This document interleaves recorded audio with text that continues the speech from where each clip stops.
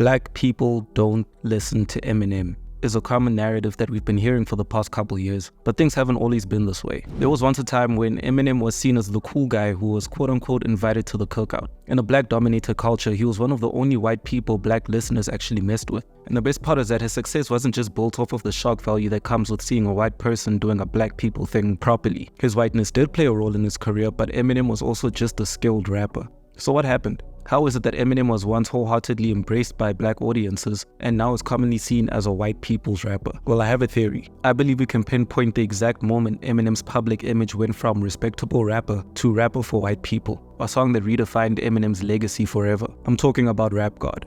One of the reasons why Eminem found success in the early 2000s is because he was making conscious music that could make people feel, and he was making music that people could play in the club. Eminem found success because he knew that in order to be one of the biggest artists in the world, he had to please both audiences. The audience that wanted serious, well-written poetry, and the audience that wanted to dance and have a vibe. Early 2000s Eminem understood this and he played both lanes very well. And it's because of this, black casual listeners felt they could actually listen to Eminem. Eminem's club bangers were enormous successes with songs like The Real Slim Shady and his feature on Akon's Smack That. Songs that black casual listeners wouldn't mind playing in their cars or at a function. But fast forward a couple years and something changed. When we look at Eminem's music around 2008 to 2010, you can tell that Eminem started moving differently with his music. Eminem was still putting out extremely successful songs, but he wasn't making club bangers anymore. And it's not that he couldn't, it felt more like he didn't want to anymore. Albums like Relapse and Recovery were clear signs to the public that Eminem wasn't concerned with making radio songs to vibe to anymore. He was focused on making more lyrical, in-depth music that exercised his lyricism. Music that us hip-hop heads would obviously still enjoy, but casual listeners wouldn't really search for.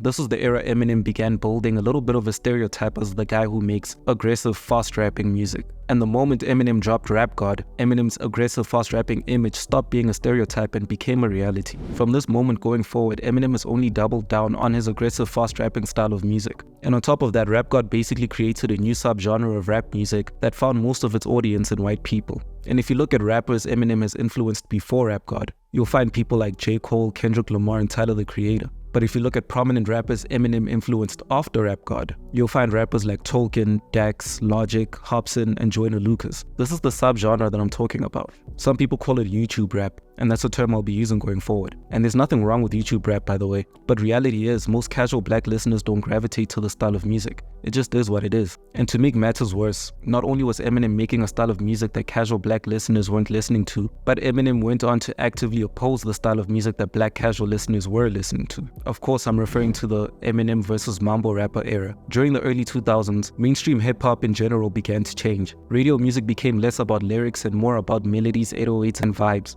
Eminem was extremely vocal about his distaste for trap music and took shots basically at all trap artists who were popping at the time. But this didn't stop trap from going on to become the default setting for mainstream hip-hop, while other respected lyrical rappers like Kendrick Lamar went on to make hit songs with trappers like Rich the Kid, and Jcole offered guidance to the younger generation through songs like 1985 and Middle Child. Eminem refused to conform. He let his opinions on modern-day hip-hop known by all people. And I'll let you decide. What happens when a white rapper makes music that resonates more with white audiences than black audiences, and then publicly hates on the music that black audiences do listen to?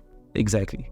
Black people retaliate, and just like that, the black people don't listen to Eminem narrative starts to spread. And in conclusion, I want to say this narrative only holds some truths. It's a simple fact that most urban black listeners don't listen to Eminem the way they used to. It is what it is. Urban black taste in music went in one direction and Eminem went in another. That's reality. But the part of this narrative that I oppose is the fact that it generalizes black people. Black people are extremely nuanced. We exist in different shades, sizes, and interests. Saying black people don't listen to Eminem makes it seem as if absolutely no one of African descent is interested in Eminem's music today, which isn't the case. Obviously, many black suburban people listen to Eminem, but you will also find Eminem listeners in urban areas. Yes, these days, the majority probably don't listen to Eminem, but you'll still find people who do. The statement that black people don't listen to Eminem is just misleading in my opinion. It intends to change history in a lot of people's minds and make it seem as if black people never listened to Eminem even back in the day, which again just isn't true. But this isn't about what I think, it's about you. Do you think Eminem just needs to make peace with the fact that black people don't listen to him anymore? Or do you think this is just another negative social media trend?